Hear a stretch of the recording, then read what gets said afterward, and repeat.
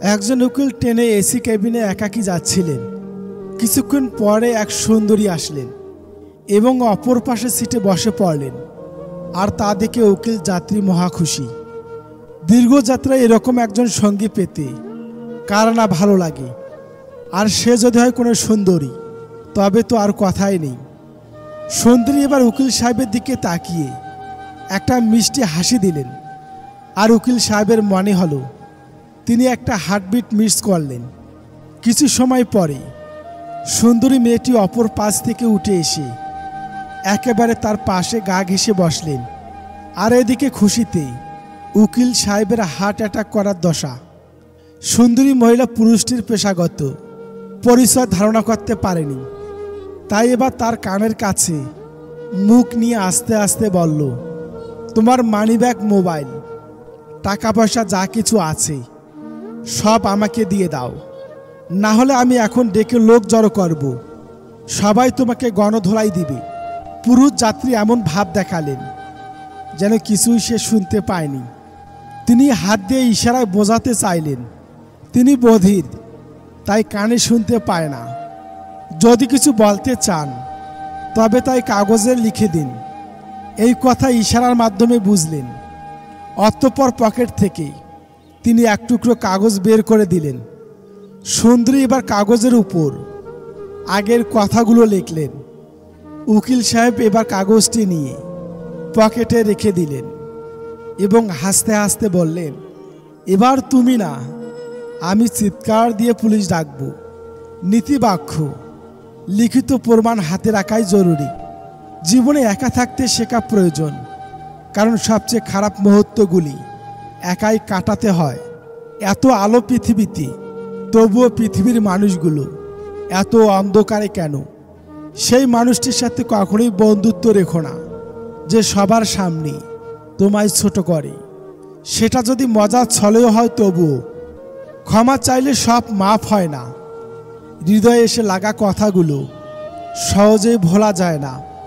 জ্ঞান দেওয়া মানুষগুলো এতটাই বলে মরলে টাকা সাথে যাবে না, কিন্তু তারা এটা বলে না যে টাকা ছাড়াই পৃথিবীতে টিকে থাকা বা বেঁচে থাকা যায় না। সম্মান হলো আয়নার মতো, তুমি অন্যকে যত বেশি সম্মান দিবি তার থেকে অনেক বেশি তাদের থেকে ফিরে পাবে। অহংকার এবং হিংসায় দুটো মানুষকে শেষ করে দেওয়ার জন্যই যথেষ্ট। 32 বছর ছেলে 18 বছর মেয়েকে বিয়ে করলে প্রধান যে সমস্যা হয় তা হলো ভাবনা এক হয় না। 32 বছরের একটি ছেলের মানসিকতা আর 18 বছরের মেয়ের মানসিকতায় যথেষ্ট ফারাক থাকে। যখন 18 বছরের মেয়েটি দেখবে তার বন্ধুদের স্বামীর বয়সের ব্যবধান কম, আর তার বর তার থেকে 12 বছর বয়সে বড়, তখন হতাশা আসবে। টাকা পয়সা দিয়ে জীবনের সুখ শান্তি বিচার করা যায় না। কোনো পুরুষ যদি নারীদের সম্মান দেয়, তাহলে বুঝে নিতে হবে সেই পুরুষ কোনো সম্মানীয় নারীর পুত্র। কিছু ছেলে যাকে ভালোবাসে তাকে বিয়ে করে না, কারণ তারা মনে করে ভালোবেসে কখনোই সুখী হওয়া যায় না। কিন্তু সত্যি এমনটাও নাও হতে পারে। ভালোবেসে বিয়ে করে যে সংসার একবার টিকে যায়, তা কখনোই ভাঙে না। এক্ষেত্রে ছেলে মেয়ে উভয়কে দায়িত্ব নিতে হবে। মনোবিজ্ঞানীদের মতে, যদি তুমি দুঃখী থাকো বা টেনশনে থাকো, তাহলে মায়ের সাথে কথা বলো, কারণ মায়েদের আওয়াজ আমাদের শরীরে অক্সিটোসিন নামক কেমিক্যাল রিলিজ করে, যার ফলে মুড ভালো হয়ে যায়। আসলে জীবনের রাস্তা এতটাও সহজ নয় যতটা সহজ ভাবা হয়। চলতে গিয়ে হাজারবার হোঁচট খেয়ে ফিরে আসতে হয়। কারো কষ্টের কারণ হওয়া সহজ, কিন্তু কারো সুখের কারণ হওয়া খুবই কঠিন। চরম শত্রুতার পরেও কেউ যখন তোমার গোপনীয়তা রক্ষা করে, সে আসলেই মানুষ। বোকার মতো কেন আত্মহত্যা করতে যাও? মনে রেখো, যার কাছে তোমার ভালোবাসার কোনো দাম নেই, তার কাছে তোমার লাশটাও মূল্যহীন। সবাই বলে ভালোবাসা নাকি আত্মসম্মান, কিন্তু আমি বলি যে মানুষটা তোমাকে সত্যি ভালোবাসবে, সে কখনো চাইবে না যে তোমার অসম্মান হোক। সে চাইবে না যে তুমি কারো সামনে ছোট হও। সে সব সময় চাইবে যাতে তুমি মাথা উঁচু করে বাঁচতে পারো। মন তাদেরকে দিও না যারা মনকে নিয়ে খেলা করতে ভালোবাসে। মন তাকেই দাও যে তোমার মনের কথা বোঝার ক্ষমতা রাখে। এখন সম্পর্কগুলো অদ্ভুত। কথা হয় ফোনে, দেখা হয় ভিডিও কলে, রাগ প্রকাশ হয় স্ট্যাটাসে, সম্পর্ক শেষ হয় ব্লকে। সম্পর্কের সিঁড়ি 5টি: দেখা, ভালো লাগা, চাওয়া ও পাওয়া। এই 4টি সিঁড়ি খুবই সহজ, কিন্তু পঞ্চম সিঁড়িটা সম্পর্কটাকে টিকিয়ে রাখা। শ্বাসরুদ্ধকর মোনাজাতে কেঁদে কেঁদে চেয়েও যে জিনিসটা রব আপনাকে দেয়নি। ভাবতে পারেন সেই জিনিসটা কতকর ক্ষতি ছিল আপনার জন্যে।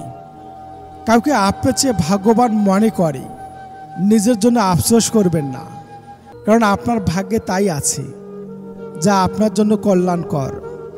রাত কারো জন্য খুব রোমান্টিক, কারোর জন্য একাকিত্বের উচ্ছ্বাস, আবার কারোর জন্য নীরব কান্না, তো কারোর জন্য গাঢ় দীর্ঘশ্বাস। তবুও রাত সুন্দর, রাতে চাঁদের দেখা মিলে। জীবনে পারফেক্ট মানুষ থাকা চেয়ে মানসিক শান্তি দেবে এমন একটা মানুষ থাকা খুবই প্রয়োজন।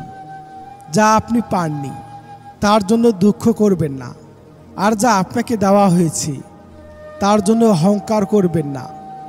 সিকুন্দ অর্ধেক দুনিয়া জয় করেছিলেন, কিন্তু তার মৃত্যুকালীন ইচ্ছা ছিল 3টি। নাম্বার 1, যে সবসময় হাকিম আমার চিকিৎসা করেছে তারা যেন আমার মৃতদেহতে কাঁধ দেয়, যাতে লোক বুঝতে পারে যে চিকিৎসা করে সেই হাকিমও মৃত্যুকে হারাতে পারে না। নাম্বার 2, আমার মৃত্যুর পর শয্যায় আমার সারা জীবন আমি যে ধন সম্পত্তি একত্রিত করেছি তা যেন বিছানো হয়, যাতে লোকে দেখে বুঝতে পারে যে যখন মৃত্যু আসে তখন ধন সম্পত্তি কোনো কাজে আসে না।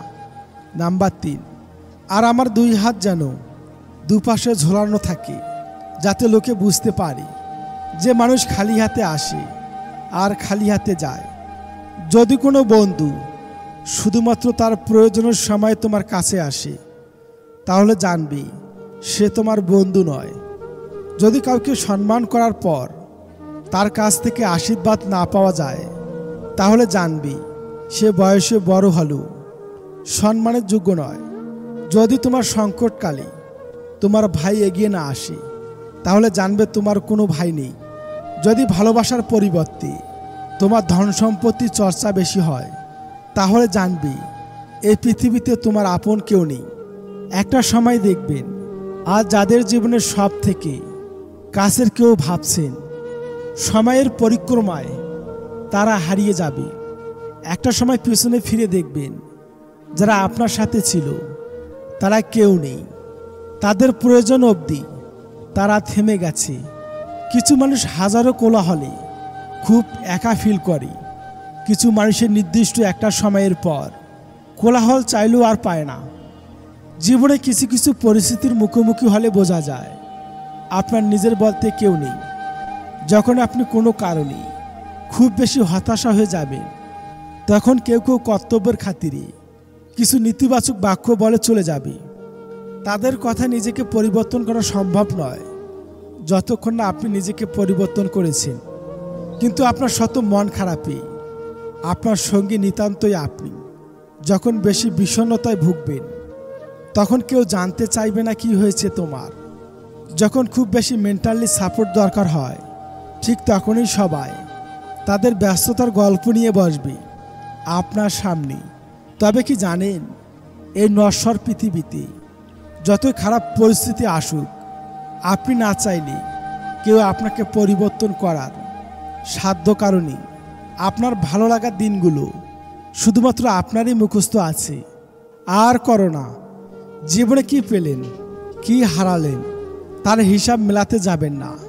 দিন শেষে ক্ষতির পরিমাণটা বেশি হলে লাভের অংশটুকু বাড়িয়ে দিন। জীবন খুব ছোট, বসে বসে আফসোস করলে বর্তমান আর ভবিষ্যৎ দুটোতেই অতীতের প্রভাব পড়বে।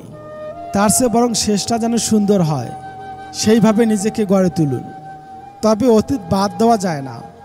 অতীতের সব আঘাতপ্রাপ্ত ঘটনা থেকে শিক্ষা নিয়ে ভবিষ্যতে এগিয়ে নিতে হবে। উপভোগ করতে জানলে জীবনের সব পরিস্থিতি সুন্দর।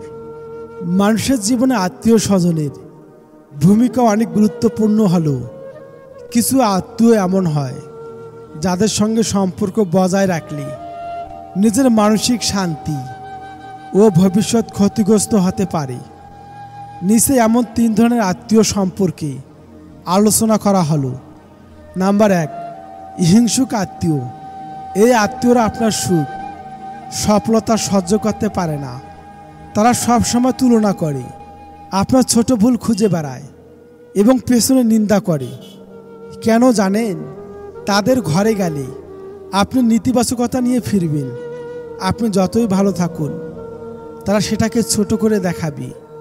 আপনার আত্মবিশ্বাস নষ্ট হতে পারে। নাম্বার 2, পরনিন্দাকারী আত্মীয়। এরা এক আত্মীয়র কাছে আরেক আত্মীয়র বদনাম করে বেড়ায়। আপনার কথাও তারা অন্যের কাছে বিকৃতি করে উপস্থাপনা করবে। কেন জানেন? তাদের ঘরে গেলে আপনার ব্যক্তিগত কথা ফাঁস হতে পারে, পরিবারে বিভ্রান্তি, ভুল বোঝাবুঝি তৈরি হতে পারে। নাম্বার 3, লোভী আত্মীয়। এই আত্মীয়রা শুধু আপনার প্রয়োজন বা অর্থের জন্য যোগাযোগ রাখে। তাদের কাছে সম্পর্ক মানে সুযোগ। কেন জানেন? তারা আপনার ভালো মানসিকতাকে ব্যবহার করবে। দয়া করে সাহায্য করলে সেটা তারা অধিকার ভাবতে শুরু করে। সব আত্মীয় খারাপ নয়, কিন্তু যারা আপনার জীবনে কেবল বীজ ছড়ায় তাদের থেকে দূরে থাকা নিজেকে সম্মান করার মতো একটি কাজ। আপনার শান্তি, সম্মান এবং সফলতা তাদের চেয়ে অনেক বড়।